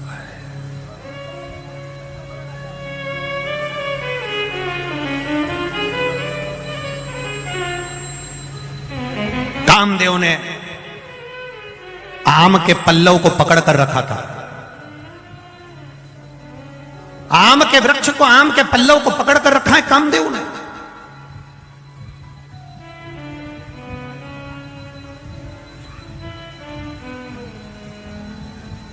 तैतीस कोटि देवी देवताओं ने आकर उस आम लेके, उस आम के वृक्ष पर 33 कोटि देवी देवताओं ने आकर कहा, कामदेव चिंता मत करो, अगर तुम भस्म भी हो गए, हम शिव से तुम्हें वापस प्राप्त कर लेंगे। कामदेव प्रसन्न हो गया, बड़ी कृपा करी, इस आम के पल्लव के ऊपर आपका मुझे दर्शन हुआ। आज भी सनातन हिंदू धर्म के अंदर घर में कोई भी शुभ कार्य होता है तो दरवाजे पर आम की बंदरवाल बांधी जाती है, क्योंकि वो आम की बंदरवाल नहीं होती, 33 कोटि देवी देवता चौखट पर आकर बैठ जाते हैं, और हम जब उस चौखट के अंदर प्रवेश करते हैं या बाहर निकलते हैं तो 33 कोटि देवी देवता हमको आशीर्वाद देते रहते हैं। ये आम के पत्ते की बंदरवाल है। अब इधर गुजरात में बनती कि नहीं बनती हमको नहीं मालूम, बनती है क्या? बनते हैं यहां पर। आज भी घर में शुभ कार्य होगा, आम के पत्ते लगाए जाएंगे, आम के पत्ते की बंदरवाल बांधी जाएगी। विवाह होगा, आम के पत्ते की बंदरवाल। आम के पल्लव में कामदेव छुप कर बैठे थे और आम के वृक्ष के ऊपर 33 कोटि देवी देवताओं ने आकर कामदेव को दर्शन दिया था, इसलिए आम के पत्ते की बंदरवाल बांधी जाती है। कई लोग कहते हैं आम तो खट्टा होता है, आम तो खटास होती है, फिर इसके पत्ते क्यों लगाए जाते हैं? क्योंकि 33 कोटि देवी देवताओं ने आकर यहां दर्शन दिया। आम के पल्लव के ऊपर, आम के वृक्ष के ऊपर देवता पधार कर दर्शन दिए। काम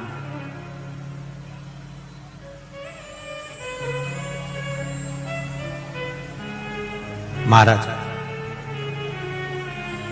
भगवान देवादिदेव महादेव शिव औघड़दानी, त्रिकालदर्शी, कैलाशी, अविनाशी, मेरे बाबा, मेरे शिव, कामदेव को भस्म कर दिया। कामदेव आकर रोने लगा।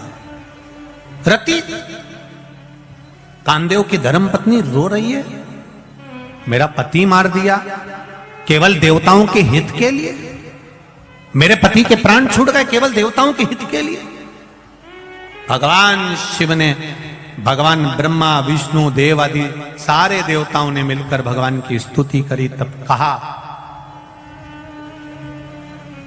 तुम्हारा पति तुमको मिलेगा जब भगवान कृष्ण पृथ्वी पर आएंगे, द्वापर में कृष्ण आएंगे, तब उनके उस पुत्र के रूप में तुम्हारा पति वापिस तुम्हें मिल जाएगा। तब तक इनका शरीर दिखेगा नहीं, पर ये रहेंगे, इनको अनंग कहा जाए। आज वही कौन सी त्रयोदशी है? जम के बोलो जरा, अनंग त्रयोदशी। रति की आंख में आंसू भरा था, मेरा पति चले गया, मैं उनके बिना कैसे रह सकती, मैं भी अपना प्राण त्याग दूंगी। शिव जी ने मना करा, नहीं रति, तुम प्राणों को नहीं त्यागोगे। तुम्हारी तप साधना के बल पर, तुम्हारी तप साधना के प्रभाव से तुम्हारा पति तुम्हें वापस मिलेगा। और कृष्ण अवतार की कथा कहती है, ले जाकर समुद्र में डाल दिया था प्रद्युम्न को, तब उस जगह पर फिर रति महामाया बनकर उसको अपना बल से फिर जीवित करती है, प्राप्त करती है। ये तप साधना है पत्नी की।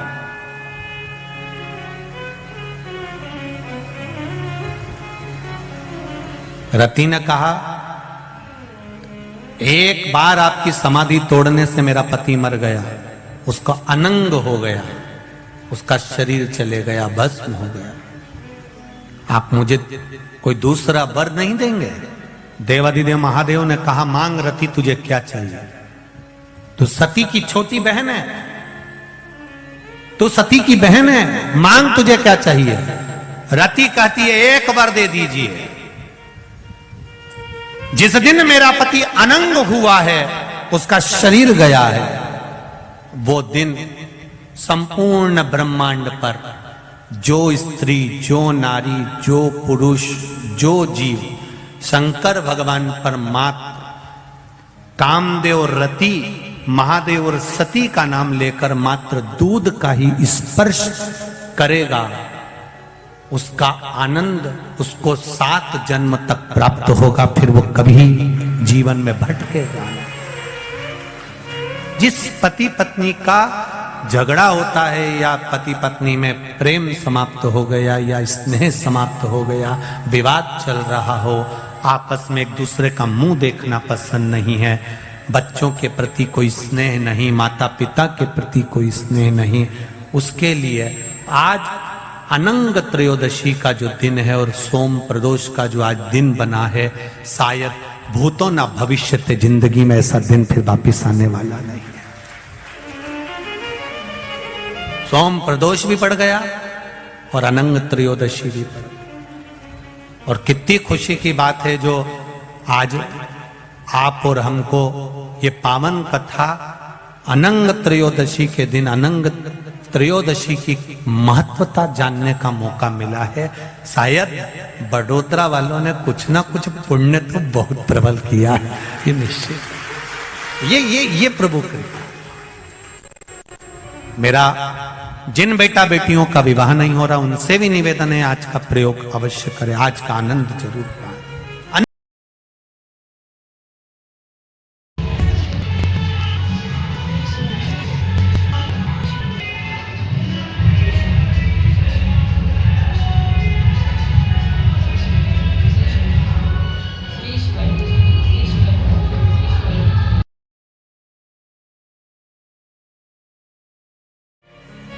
केवल एक बेलपत्री का पत्ता, उस पर दूध, और बाबा देवाधिदेव महादेव को कामदेव, रति, शिव और सती का नाम लेकर अपनी कामना का स्मरण कर कर समर्पित करिए,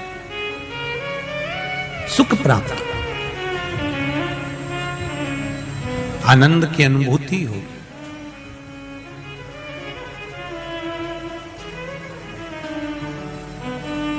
एक आनंद, एक सुख उसके जीवन में प्राप्त हो जाता। शिव कथा कर रही, भगवान शंकर का चरित्र कर रहा है।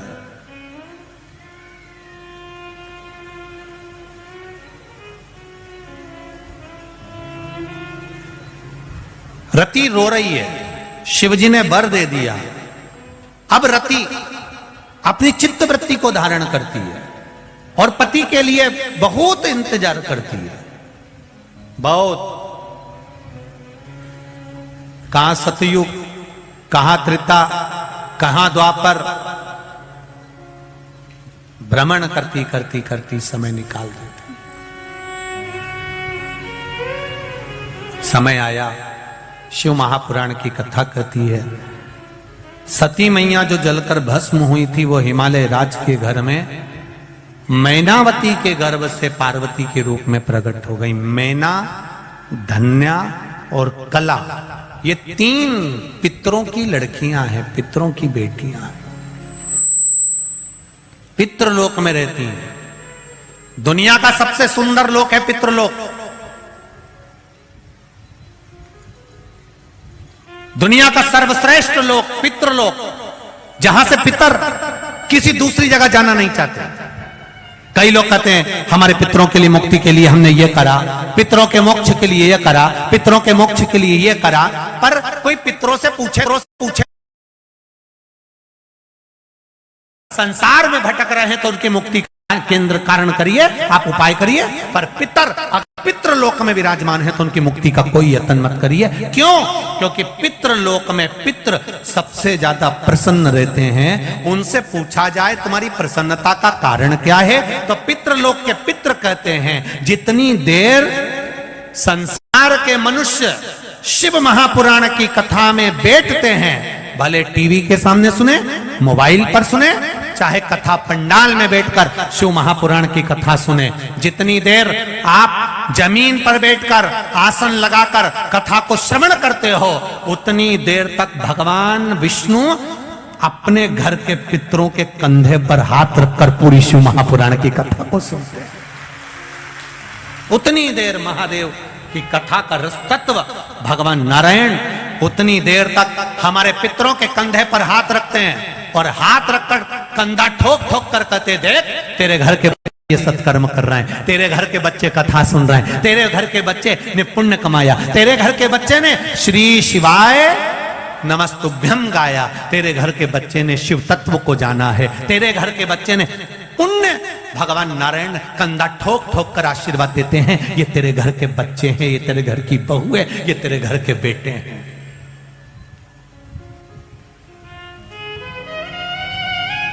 कितने सालों के बाद गुजरात को 2 कथा मिली है,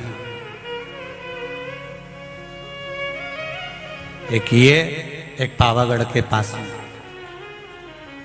कितना सालों निकल जाते हैं तब जाकर कहीं शिव महापुराण की और ये कथा पूरी होगी, और ये कथा पूर्ण होने की 9 तारीख को पूरी हो जाएगी। 12 तारीख को बैतूल, मध्य प्रदेश के बैतूल में शिव महापुराण की कथा प्रारंभ हो जाएगी। जो बैतूल के पास में ताप्ती, सूर्य नारायण भगवान की बेटी ताप्ती नदी जो बहती है, यमुना जी की बहन जो बहती है, उस यमुना जी की बहन ताप्ती के नाम से माँ ताप्ती शिव महापुराण की कथा श्रवण करने का सौभाग्य बैतूल वालों को मिलेगा। दोपहर में 1 बजे से 4 बजे। बैतूल वालों करो तैयारी, आ रहा है कुबेर भंडारी, आनंद से श्रवण करें। और मैं तो कहूंगा अमरावती साइड में अभी कथा नहीं है, अमरावती परतवाड़ा ये पूरा क्षेत्र, नागपुर साइड में भी अभी 1 साल 1.5 साल 2 साल कथा नहीं। आपको मौका मिल रहा है बैतूल की कथा श्रवण करने का, दिल से सुनो। 1 बजे से 4 बजे तक मां ताप्ती शिव पुराण का आनंद लो। तुम्हारी चित्तवृत्ति में आना चाहिए। गंगा जी में अस्थि विसर्जन होती है, वो अस्थि कई दिनों तक रहती है। यमुना जी में अस्थि जावे तो कई दिनों तक रहती है। गोदावरी में जावे अस्थि बहुत दिनों तक रहती है। कावेरी में, सरस्वती में अस्थि डाली जाए, मंदाकिनी में डाली जाए तो बहुत दिनों तक रहती है। केवल मां ताप्ती यमुना जी की बहन एक अकेली ऐसी है जिसमें अस्थि डालते से ही दूसरे दिन भस्म हो जाती है। ऐसा क्या है मां ताप्ती में, उसको जानो तो सही। जिस हड्डी को, जिस अस्थि को कोई गला नहीं सकता, वो दूसरे दिन अस्थि गल जाए, भस्म हो जाए। ताप्ती नदी का जल में ऐसा क्या भाव है? ऐसा यमुना और ताप्ती में ऐसा क्या झगड़ा हो गया कि यमुना जी ने ताप्ती को कुछ कह दिया और ताप्ती ने यमुना को कुछ कह दिया? ऐसा कौन सा झगड़ा ताप्ती और यमुना का हो गया कि यमराज यमुना के दरवाजे पर जाते हैं और ताप्ती के यहां नहीं पहुंच पाते, और शनि ताप्ती के द्वार पर पहुंच जाता है? हमें वो प्रसंग को जानना है, मां ताप्ती के उस प्रसंग को जानना।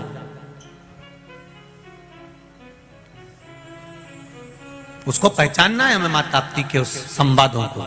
वो बैतुल की कथा में 12 से चालू होगी, उसको श्रवण करे 12 दिसंबर से, आनंद ले। शिव कथा कह रही है, भगवान शंकर का संवाद कर रहा है। पितृलोक में पितृ संतुष्ट हैं, आनंद में हैं। वो कहते हैं अगर मेरे घर के बच्चे सत्संग कर रहे हैं, संकीर्तन कर रहे हैं, तो मैं तो बड़ोदरा वालों को बधाई देना चाहूंगा, बड़े किस्मत वाले हो। हाँ, ये जरूर हो सकता है कि कथा स्थल ग्राउंड, क्योंकि बड़े बड़े कथा होती है, इतनी पब्लिक आती है, इतना ट्रैफिक रहता है, तो ग्राउंड थोड़ा दूर हो सकता है। पर जितने कदम चलकर आप इस शिव महापुराण की कथा तक आए हो, बड़ोदरा वालों, तुम्हारी झोली भी भाव उतनी ही जोरदार भरने लगा है। ये निश्चित है। दिल से सुनो, आनंद से।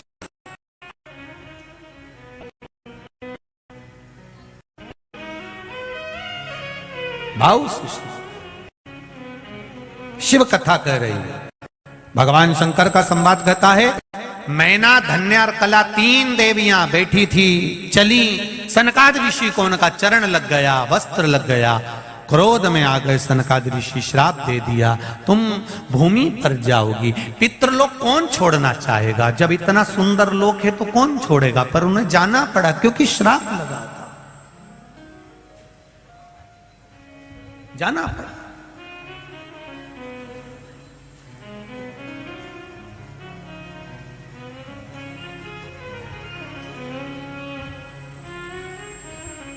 एक कथा मालेगांव में भी है, महाराष्ट्र में।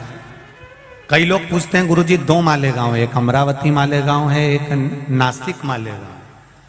तो अमरावती मालेगांव में कथा नहीं है, ये नासिक मालेगांव है, उस मालेगांव में कथा। कितनी तारीख है वो?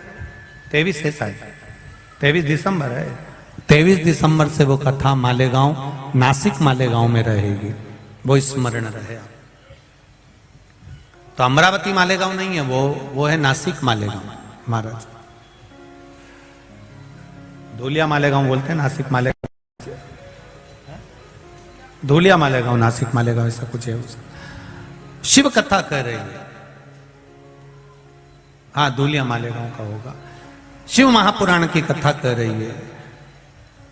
3 देवियां पृथ्वी पर आ गईं।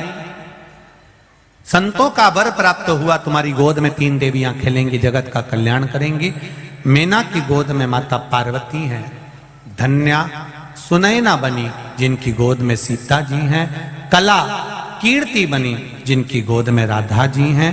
और 3 देवियां आनंद पाती हैं महाराज। 3 देवियां आती हैं। पार्वती मैया का भाग्य देव ऋषि नारद ने बताया। 7 तरह का भोग भगवान शंकर को माता पार्वती जी ने लगाया था। कौन कौन सा भोग लगाया था माता पार्वती जी ने? कौन कौन सा पदार्थ भगवान शिव को अरोगाया था? कौन सी 7 चीजें भगवान शंकर को चढ़ाई जाती है, जिसके चढ़ाने से भगवान पार्वती जी के हो गए तो हमारे भी हो सकते हैं? उस प्रसंग को कल की कथा में लेंगे अपन। पार्वती जी का मंगल विवाह भगवान देवाधिदेव महादेव के साथ होने जा रहा है। शिव जी दूल्हा बने हैं, पार्वती जी दुल्हन बनी है। माता पार्वती और देवाधिदेव महादेव पधार रहे हैं। जोरदार ताली बजाकर स्वागत करेंगे भगवान शिव और पार्वती जी। भोले बाबा दया करना, मैं तेरे भरोसे हूँ। श्री शिवाय नमस्तुभ्यं, श्री शिवाय नमस्तुभ्यं, श्री शिवाय नमस्तुभ्यं, श्री शिवाय नमस्तुभ्यं, श्री शिवाय नमस्तुभ्यं, श्री शिवाय नमस्तुभ्यं, श्री शिवाय नमस्तुभ्यं, श्री शिवाय नमस्तुभ्यं, श्री शिवाय नमस्तुभ्यं, श्री शिवाय नमस्तुभ्यं। भगवान की अविरल भक्ति की कथा को रखकर संपूर्ण विश्व में प्रसाद की महत्वता को जानने का मौका दिया, क्योंकि एक प्रसाद की महत्वता क्या होती है, प्रसाद क्यों लगाया जाता है, उस प्रसाद को क्यों पाया जाता है, उस प्रसाद को क्यों लाया जाता है, यह हमको शिव प्रसाद शिव महापुराण की कथा से श्रवण करने का सौभाग्य मिला।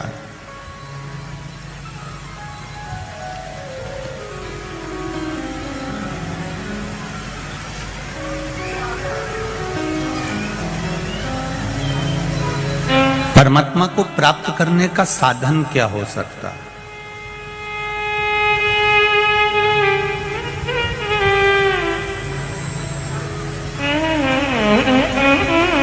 पूरा जब ये मन भटक जाता है, ये मन जब विचलित हो जाता है, तब परमात्मा के चरणों में कैसे पहुंचे?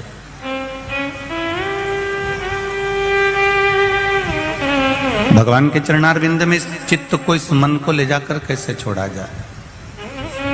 महाराज,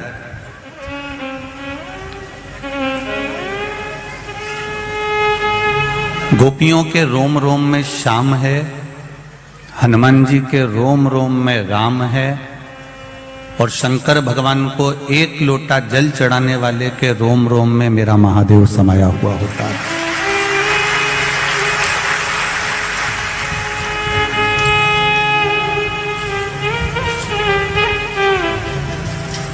गोपियों को जैसे उनके रोम रोम में श्याम समाया है, तो गोपियों को श्याम का दर्शन हो जाता है। हनुमान जी के रोम रोम में राम समाया है, तो उनको राम का दर्शन हो जाता है। और जब एक लोटा जल हम देवाधिदेव महादेव को चढ़ाना प्रारंभ करते हैं, भगवान शिव के मंदिर तक, शिवालय तक, देवालय तक हम जाना चालू करते हैं, तो ये निश्चित है, जैसे गोपियों को भगवान श्याम का दर्शन हुआ, कृष्ण का दर्शन हुआ, हनुमान जी को राम जी का दर्शन हुआ, उसी तरह हमको भी एक ना एक दिन महादेव का दर्शन हो ही जाता है।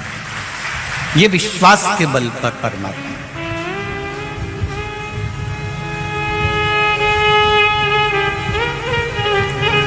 फौज में नौकरी शरीर देखकर होती है,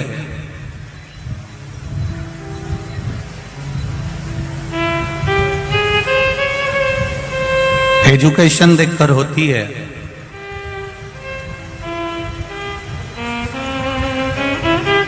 पर भगवान के भक्त की जो नौकरी है, भगवान के चरणारविंद की जो नौकरी है, वो ना एजुकेशन देखकर होती है, ना शरीर देखकर होती है, ना तुम्हारा कपड़ा देखकर होती है, ना तुम्हारा आभूषण देखकर होती है, ना तुम्हारा राजसी ठाट देखकर होती है। भगवान के भक्त की जो नियुक्ति होती है, वो केवल उसका हृदय देखकर होती है, उसका मन देखकर होती है। उसके मन के सिवाय वो कुछ नहीं देखता। निर्मल मन सो मोहि पावा, मोहि छल छिद्र कपट ना भावा।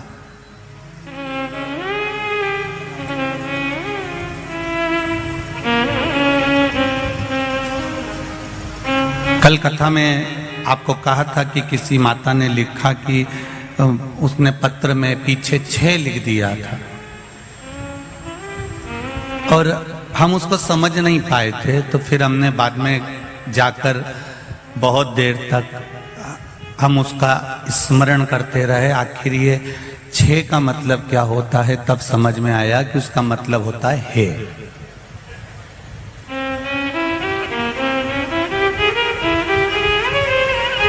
अब एक बात निकालने में आई कि आखिर गुजरात वालों ने ये 6 कहां से निकाला।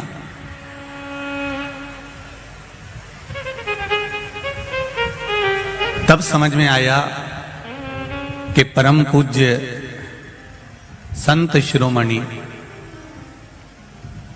बैकुंठवासी भागवत के रसिक श्री रामचंद्र जी डोंगरे जी महाराज ने भागवत जी के महत्तम के 6 शब्द को यहां लेकर आए हैं। तब समझ में आया भागवत जी के महत्तम में, श्रीमद् भागवत के महत्तम में 6 अध्याय हैं और वो पूरे की पूरे 6 अध्याय ये कहते हैं कि आत्मदेव की कथा में ये वर्णन किया कि भगवान है। पूरे महत्तम में एक बात कहते रहे कि भगवान है, भगवान रहेगा, भगवान है। पूरी भागवत के महत्तम में 6 अध्याय में हर अध्याय में भगवान के होने की उपस्थिति को दर्शाया गया है कि भगवान है। तो वो जो 6 अध्याय हैं उन 6 को यहां लाकर रख दिया। इसका मतलब है कि हमारा पति 6 मतलब है। अब समझ में मेरे को अच्छे से आ गया। अब गुजरात वालों गड़बड़ी नहीं होगी हो। अब समझ में आ गया कि है 6 मतलब है।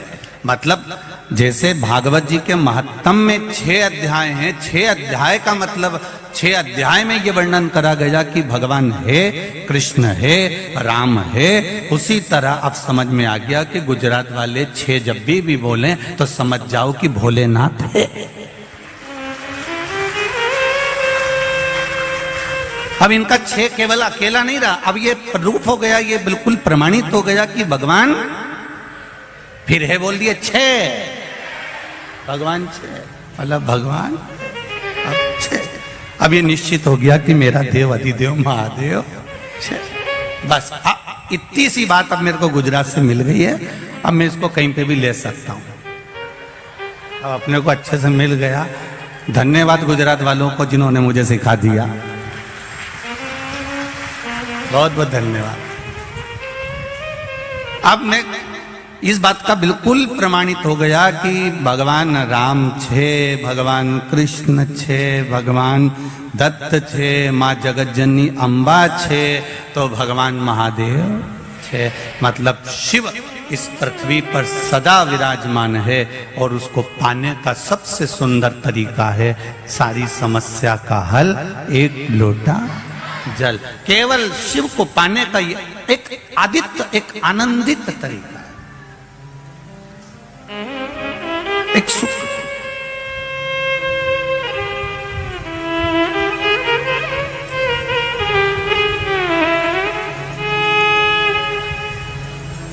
आज संपूर्ण देशवासियों को अनंग त्रयोदशी की बहुत बहुत बधाई हो।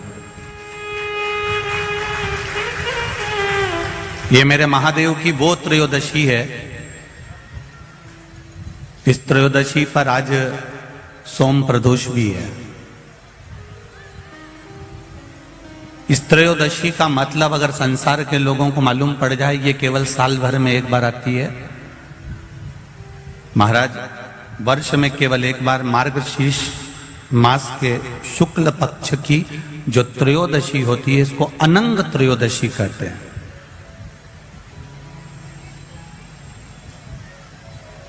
इस त्रयोदशी का महत्व,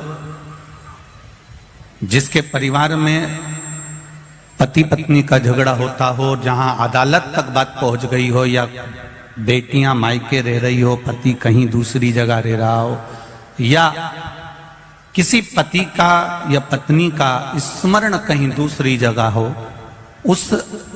इस अनंग त्रयोदशी का मात्र स्मरण, इस अनंग त्रयोदशी का मात्र पूजन पूरे साल भर में आप शंकर भगवान की आराधना करते हो, पर इस अनंग त्रयोदशी की आराधना का फल ही दूसरा है, इसका महत्व ही दूसरा है।